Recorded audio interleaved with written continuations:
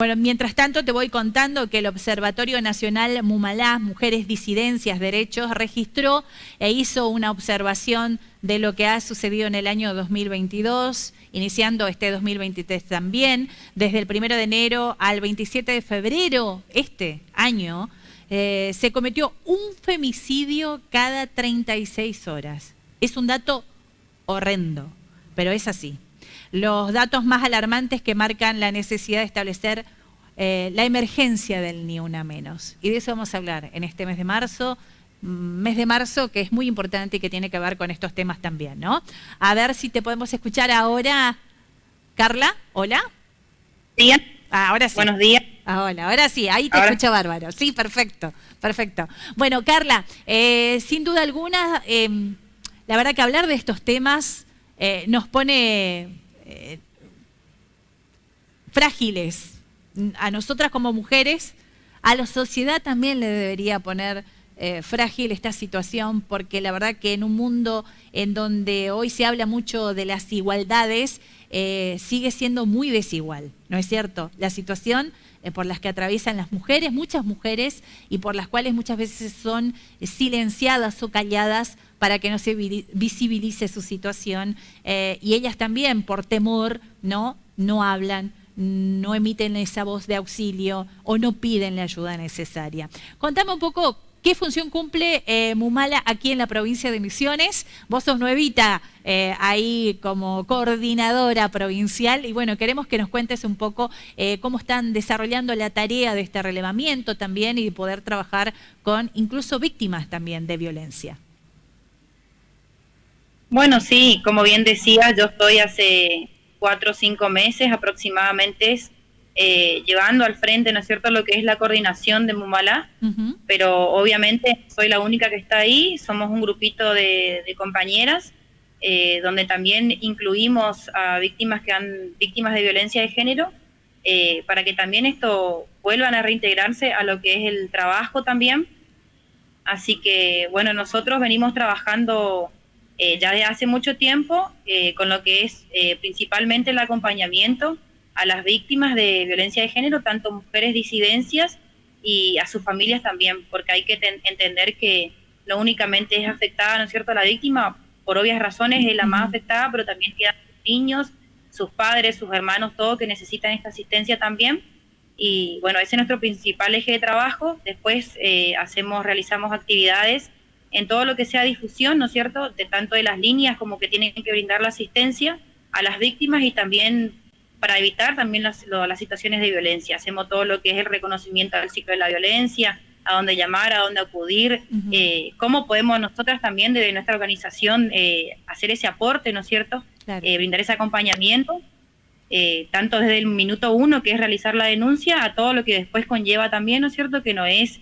Hay que comprender que cuando una víctima decide o se anima a romper con ese ciclo, tiene que tener un acompañamiento tanto judicial como económico, como psicológico, porque cuesta muchísimo poder romper con ese círculo de violencia y salir adelante, ¿no es cierto? Porque muchas veces, y la gran mayoría de las veces, las víctimas dependen del agresor económicamente, sí. Y muchas veces tienen hijos, entonces al vos estar en una situación de violencia, la mayoría de las veces, ¿no es cierto?, no podés trabajar, no te permiten trabajar. Entonces, si no tenés una asistencia económica con la que vos puedas contar para poder decir, bueno, hoy me decido a denunciar porque sé que tengo esto que me apoye y que puedo salir con mis niños, muchas veces también es eso lo que hace que la víctima vuelva con el agresor, porque depende de él, porque sabe que no va a tener, por ejemplo, que darle de comer a sus niños. Hay también que recordar que muchas veces en Misiones sabemos cómo son las familias, ¿no es cierto? Muchas veces no es la familia tipo, como le dicen, ¿no es cierto?, que es la madre, el padre y 2 niños, sino que muchas veces son familias numerosas y que es muy difícil salir adelante si no tenés una asistencia económica. Claro que sí. Si no tenés una asistencia psicológica, tampoco, porque necesitas de la misma para poder comprender la situación que estás transcurriendo y todo lo que se viene después, ¿no es cierto?, porque eso lleva su tiempo. Carla, y nosotras estamos de... Sí. ¿Sí? Y hablando justamente del trabajo de ustedes, digo, ustedes que acompañan, que también van conociendo la problemática de aquella persona que es víctima o que lo padece o que lo sufre, la situación de violencia. Digo, ¿cómo te parece que están los mecanismos organizados para responder? ¿Te parece que por ahí está faltando que sean más ágiles, que sean más abiertos, que estén más capacitados? A ver, ¿cómo es la situación hoy en cuanto a la respuesta frente a una situación de violencia? Bueno, nosotros, te lo voy a hacer en comparación así desde los años, ¿no es cierto? Desde el 2021 hasta el día de hoy. Si miramos los datos del observatorio, los femicidios y los intentos de femicidios han aumentado. Desde el 2021 hemos registrado 5 femicidios, en el 2022 8 femicidios y en el 2023 hemos registrado en la provincia un femicidio que fue a principios de enero, y desde el 1 de enero al 27 de febrero 14 intentos de femicidio. Wow. Nosotros siempre lo hablamos con respaldo, ¿no es cierto? Sí. Y desde el punto de vista de la organización, las medidas existentes no están funcionando. Y los lugares que tienen que atender lo que es la temática de violencia de género, muchas veces no lo hacen como corresponde. Si lo harían como correspondiera, nosotros no tendríamos, por ejemplo, te doy el número que hemos hecho de acompañamiento del año pasado, hemos hecho más de 200 acompañamientos a víctimas de violencia de género. Esto quiere decir que el lugar donde tienen que ir, la comisaría, por ejemplo, donde es el primer paso que vas a realizar la denuncia, sí, el 80% de las mujeres que han recurrido a nosotras no han tenido esta respuesta como corresponde.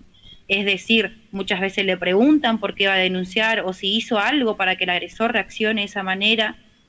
Preguntas que no tendrían que hacer. O le mandan a otra comisaría, o le mandan a una fiscalía, o a la comisaría de la mujer. Y hay algo clave que hay que recordar, que hoy por hoy las denuncias de violencia de género te tienen que tomar en cualquier comisaría. En cualquier comisaría. Eso es una falta de respuesta. Hay que entender que hay muchas veces que las víctimas de violencia de género, cuando deciden realizar la denuncia, es ese momento.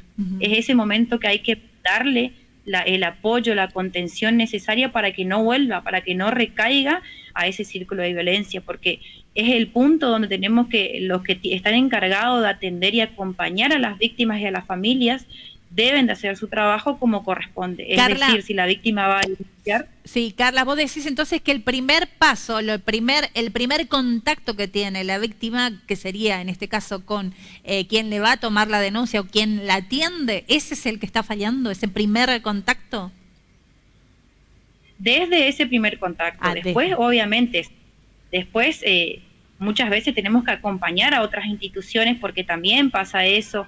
No hay una unificación, por ejemplo, de lo que es el registro de denuncias. Hay que hacer mucha burocracia, si se quiere, ¿no es cierto? Y esto conlleva un tiempo. Claro. Una mujer que realiza una denuncia de violencia de género tiene mucho tiempo para andar de juzgado a juzgado, de comisaría en comisaría, buscando el expediente para que se unifique. Es mucho, y muchas veces también esto hace que recaiga, ¿no es cierto? Es a lo que vamos siempre, vuelve a revictimizar a la víctima, porque tiene que volver a repetir una y otra vez lo que pasó, volver a explicar una y otra vez qué pasó. Esto conlleva también a un cansancio psicológico, porque ya hay que recordar, la violencia no es únicamente la violencia física, sí. Hay violencia psicológica. Muchas veces este es el punto de partida donde el agresor empieza, con que no vas a servir y muchísimas cosas más que le dicen, y si no desde ese punto, desde la comisaría, desde el juzgado, no le enseñan, no le dicen, tenés esto, tenés lo otro, no le dan las herramientas necesarias que existen, desde el Estado existen. La ley Micaela, por ejemplo, es una ley que no se aplica como debiera de ser. Es una herramienta fundamental donde si se capacitan van a tener total perspectiva de género, para poder entender esta situación, ¿no es cierto? Para poder entender que una mujer cuando va a denunciar con sus niños, porque muchas veces lo hacen con sus niños, está realmente necesitando esa respuesta concreta y segura. Necesita sentirse segura que está haciendo lo mejor para él y sus niños, porque si no es así, va a retroceder de vuelta. Y después tenemos situaciones de intentos de femicidio, o las tristes noticias como hemos tenido ya en Misiones, un femicidio. Claro. Porque el Estado, las personas que tiene que atender, no lo hacen de la manera adecuada. Carla, el Mumalá hizo un informe al respecto con datos precisos de todo lo que ha sido también estos últimos tiempos la situación de violencia en la Argentina por un lado también, y bueno, y tenemos registros también acá de la provincia de Misiones con respecto a ello, ¿no? Un informe muy interesante del cual el público en general, la gente puede acceder a ello. Sí, nosotros hemos hecho un registro que es con el que exigimos, ahora vamos a volver a presentar el proyecto de ley, que es el proyecto de ley Emergencia Ni Una Menos, en donde a nivel nacional hemos registrado desde el 2015 al 2022 1.808 femicidios. Estos son números alarmantes para estos años, así que nosotros dentro de esa exigencia, dentro de ese proyecto de ley, pedimos al Estado, ¿no es cierto?, lo vamos a presentar por tercera vez ahora, en el mes de marzo, sí, donde se hace una exigencia de también esto, que es importante, hacer el seguimiento de la aplicación de cada herramienta que nos brinda el Estado para ver si se cumple o no se cumple. Por ejemplo, la ley Micaela o la ley de educación sexual integral, que son leyes primordiales, importantísimas para también esta reeducación, si se quiere, ¿no es cierto?, desde las infancias. Hacer generar el respeto desde nosotros hacia los otros también. Volver a reeducarnos, porque hay que comprender también que nosotros tenemos, esto es algo cultural, ¿no es cierto?, donde la mujer siempre ha tenido menos derecho, menos valor que el hombre, y hay que romper con estas estructuras, para poder volver a reeducarnos. Y no lo hablo desde afuera, lo hablo desde nosotros mismos. Claro. Es una construcción social la que hay que hacer.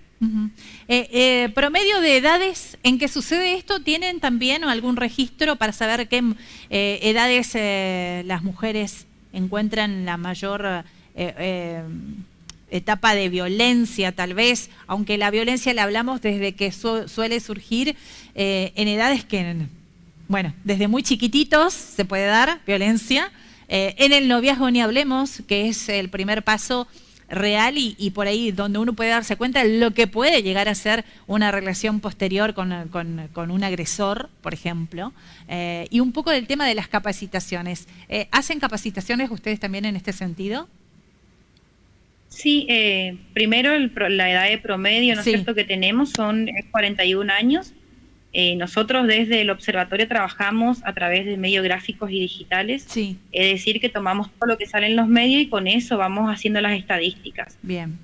Siempre lo digo, hay que recordar que estas estadísticas que damos, siempre hay que tener en mente que no son solo números, sino que son vidas de mujeres que han sido arrebatadas por personas violentas, por hombres violentos, y en donde también hemos registrado en este lapso tan corto de lo que va del año, 26 niños y niñas y adolescentes han quedado sin padre y la mayoría de las veces sin madre, sin madre y la mayoría de las veces sin padre, ya que el agresor, el femicida, ha sido el padre, porque más del 65% de los datos del femicida ha sido la pareja o expareja de la mujer. Claro. Esto quiere decir que muchas veces tienen hijos en común. Así que bueno, son datos alarmantes, hay que tener en cuenta que también es todo, no únicamente a una persona le afecta a esta, sino que hay un círculo familiar que termina muy afectado y siempre han sido las mujeres, las disidencias y los niños que están en esta parte tan fea, ¿no es cierto?, de lo que es el transcurso de las violencias.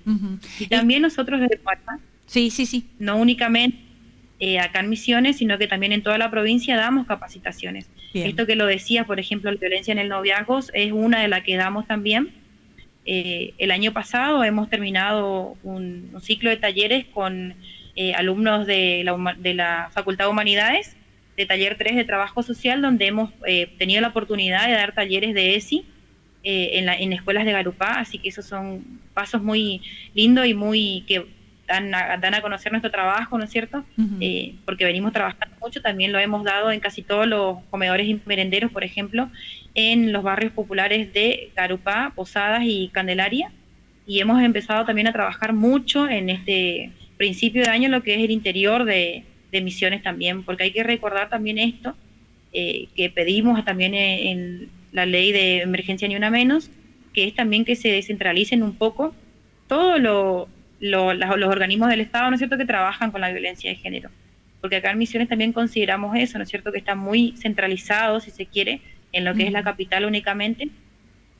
Hay en el interior, pero hay muy poco.